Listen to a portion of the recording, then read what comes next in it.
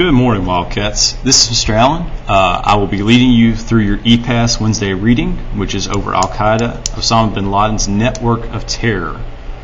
We chose this reading hopefully to gather some interest out of you, of course. Terrorism is still a very big issue in our world, but not only to gain some interest, but to also, of course, learn some skills that will be beneficial for your reading test in the future, things like ACT. So today, as we review these answers, and hopefully you had enough time to go through the reading and answer the questions, we will be discussing 3 skills that I think are very important when it comes to reading activities such as this. We have context, process of elimination, and then also critical thinking. Very good. So let's go to the first one. The word Mujahideen, which is in line 26, means holy warrior, outlaw, protester, or priest. So luckily this document has been numbered for the line, so it's easier to find things. So let's see, we go down to line 26. Thousands of volunteers from around the Middle East came to Afghanistan as Mujahideen, warriors fighting to defend fellow Muslims. So luckily, and I've already got it underlined, warriors, bingo, it has to be A. And this is one of those rare instances where we can use context, which context is understanding the surrounding, the circumstances of the event, and that we can see in the reading to help us become more familiar with a term such as Mujahideen. So we see warrior, so it has to be A. Number 2, Osama bin Laden was a native, which of course in this instance means native is where he's from, of Afghanistan, Saudi Arabia, Sudan, and Kenya. Now, one thing I do suggest, especially for passages this large, of course you've been hearing it most throughout your high school careers, read the questions before you go on to the readings. It gets you more familiar with what you're looking for, what you need to aim for.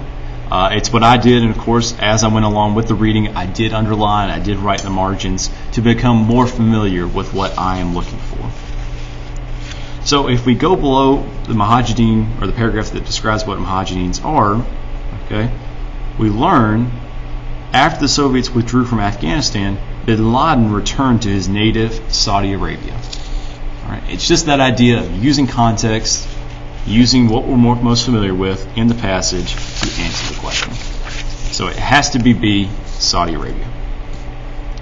3, Al-Qaeda's goals include all of the following except, now I always tell my students this, with except you have to be careful.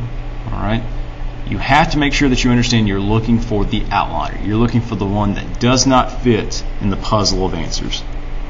So A, removal of American troops from Muslim areas of the world. B, destruction of Israel. C, uniting all the world's population under Islam. Or D, overthrow governments in Muslim countries that are allied with the United States. So since I read the questions before I did the reading, okay, I soon learned that I needed to identify what paragraphs we're talking about. Okay, so for example, the last 2 paragraphs are talking specifically about Al-Qaeda's goals as well as bin Laden's goals, all right, in this terrorism unit. So the principal stated goals of Al-Qaeda are to drive Americans and the American influence out of all Muslim nations. All right, so we're dealing with American and American influence out of all Muslim nations, especially Saudi Arabia, destroy Israel, and topple pro-Western dictatorships around the Middle East. Okay, so let's go back. And if you already know where we're going, we're talking about process of elimination. I can eliminate the ones that I know are not the outliner. So it specifically said removing American troops, which is an American influence, so mark that one out. The destruction of Israel, talked about getting rid of Israel. C, uniting all the world's population under Islam. Don't really remember seeing that one, but I do remember it said overthrowing governments or toppling pro-Western dictatorships. So I can mark out A, B, and D, which only leaves me C. Tests such as EOC, tests ACT, I always tell my students this. We're not only looking for the correct answer, we're looking for the best answer. Number 4, Osama bin Laden first fought as a Mujahideen in Sudan, Saudi Arabia, the Soviet Union, and Afghanistan. Now, if I were you, I would just use context clues to know that I've already seen Mujahideen, all right, in one question, and I know exactly where to look for it. So if I'll go back to line 26, okay, Al-Qaeda had its origins in the uprising against Soviet occupation of Afghanistan. Thousands of volunteers from around the Middle East came to Afghanistan as Mujahideens. In the mid-1980s, Osama bin Laden became the prime financier for an organization that recruited Muslims for mosques around the world. So Osama bin Laden first fought as a Mujahideen in Afghanistan. Just using that context, okay, yet again, to understand what the reading's trying to tell us. Number 5, in addition to September 11, 2001 attacks on the U.S., Al-Qaeda is also responsible for terrorist attacks in Kenya, Tanzania, Somalia, or D, all of the above. Now, you do need to be careful on these types of questions. I think it's just natural, it's human of us to say that we want to go with the easy one, which usually seems to be D, all of the above. And in this case, you would be correct. But make sure that your reading can always back it up. You know, I'm always telling my students that you have to find the evidence, okay? If you're going to go with D, all of the above, make sure that you have the evidence to back it up. So the first two paragraphs, and I've marked it in the margin already, are kind of our intro to Al-Qaeda, are also our intro into Osama bin Laden. So the second paragraph deals with terrorist attacks not only within the United States, but also in Kenya, Tanzania, and also Somalia.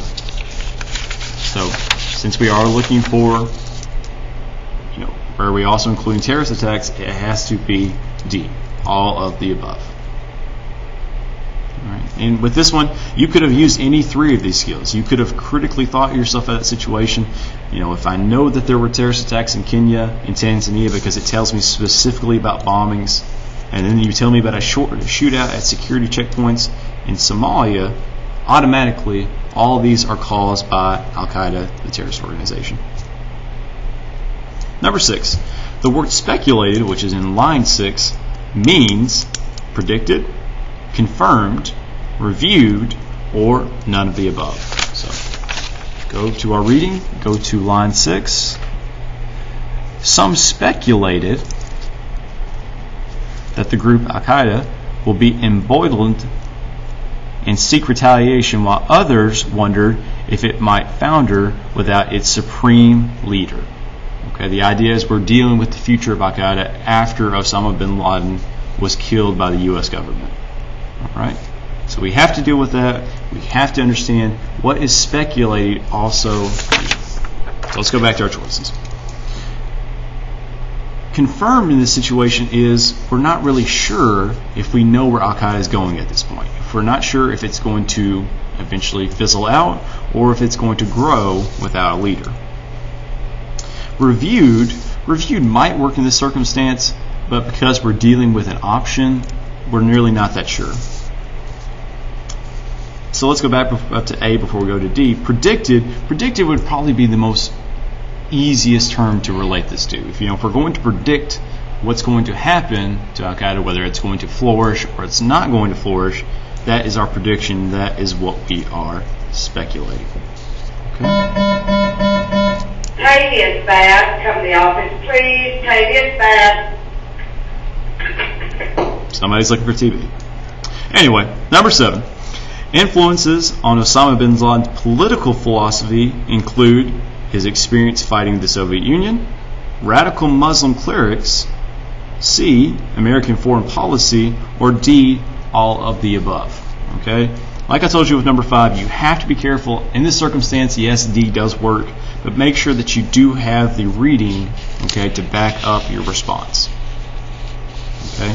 So if I wanted to back up that response, I could go to the paragraph that deals with Mujahideen, which talks specifically about how Osama bin Laden funded Mujahideen fighters against the Soviet Union.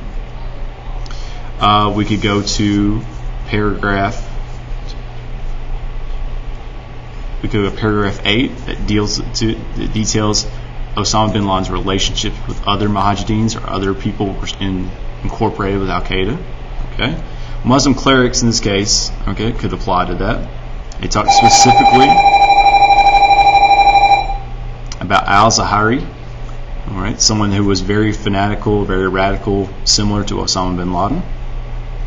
And then C, American foreign policy. Of course, we detailed the goals that Osama bin Laden and Al-Qaeda also feel about American foreign policy. So we need to go with D. All of these, all right, influenced his political philosophy.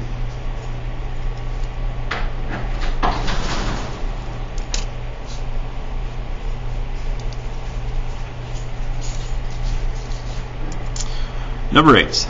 Documents taken from the scene of Osama bin Laden's death suggest A. Al-Qaeda is stronger now than any time in its past. B. Terrorist attacks are being planned on the United States Capitol building and major sporting events such as the Super Bowl. C. American military action in Afghanistan and Pakistan has seriously weakened Al-Qaeda. And D. None of the above. So if we go back to our introduction paragraphs, we're dealing with the intro to Al-Qaeda, we're dealing with the aftermath of what we found after Osama bin Laden was killed. So if we go, in June, U.S. officials announced that after pouring through documents and computer files taken from bin Laden's compound, they confirmed their assumption that Al-Qaeda in Afghanistan and Pakistan has been seriously weakened as a result of U.S. counterterrorism operations undertaken in Pakistan. So it has to be C. It's given away. We're using context. We're using critical thinking. You know, the reading hasn't suggested that terrorist attacks have been planned on the U.S. Capitol. It doesn't suggest that Al-Qaeda is growing stronger, of course. Then it can't be D if it's none of the above. So it has to be C. Number 9. It can be inferred from the article that extremists are A. Peaceful protesters. B. Willing to use violence means to accomplish their goals. C. Never associated with Islam. And D. None of the above. Now, for this one, I'd like to try something a little bit different. You know, let's say that you don't have a lot of time. You don't have a lot of time to go back to the reading. You just have to go based on what you solely know from the reading and what you know, of course, for general knowledge. So let's, of course, leave out D. We don't know that yet. C. Never associated with Islam. All right. Since this is dealing with terrorism, that at this point is talking about a radical form of Islam, we can disclude that one. All right. If we're using context, we can disclude that one. A. Peaceful protesters. Since we're talking about a terrorist organization, we're probably most likely not talking about peaceful protesters. And of course, we have the word extremists, which the root of that is extreme. If we're talking about extreme measures, usually peaceful protesters don't use extreme measures. So it has to be B, willing to use violence, or willing to use violent means to accomplish goals. And in fact, you can read that in the last paragraph that talks about jihadism, all right, is marked specifically by its willingness to kill fellow Muslims, apostates, which are people who have forsaken their faith, and non-Muslims in order to achieve its goals. That is the definition of extremism when tying it in to terrorism. And the last one, the word jihad, which is in line 93, means holy war, tolerance, negotiation, or D, none of the above. So if we were going to do the exact same thing we did in number 9, let's say, we could leave off D, obviously, because we haven't got to that point. Let's start with B, tolerance. All right. Hopefully my U.S. kids remember what tolerance means. It's the idea that you are understanding of something, that you mean to oversee something, but not an extreme version. C, negotiation, we're talking about dealing with events, dealing with laws, dealing with wins, whatever that may be. You're talking about terms of something. So if we go to line 93, which I highly suggest that you do, we see the word jihadism. All right. Al-Qaeda's ideology is often referred to as jihadism, is marked by a willingness to kill fellow Muslims, apostates, and non-Muslims in order to achieve its goal. And in fact, if you go back a little bit more into that paragraph, according to bin Laden's 1998 fatwa, it is the duty of Muslims around the world to wage holy war on the United States, American citizens, and Jews. Muslims who do not heed this call are declared apostates. So, the word jihad, can be associated with holy war. Very good. So, this wraps up this session of EPAS Wednesday. Hopefully you got some new skills. I know a lot of this has been repeat, but nonetheless, we're trying to give you a certain set of skills to help you get through the reading tests that are to come. Thank you so much for listening. Appreciate it, and have a wonderful Wednesday.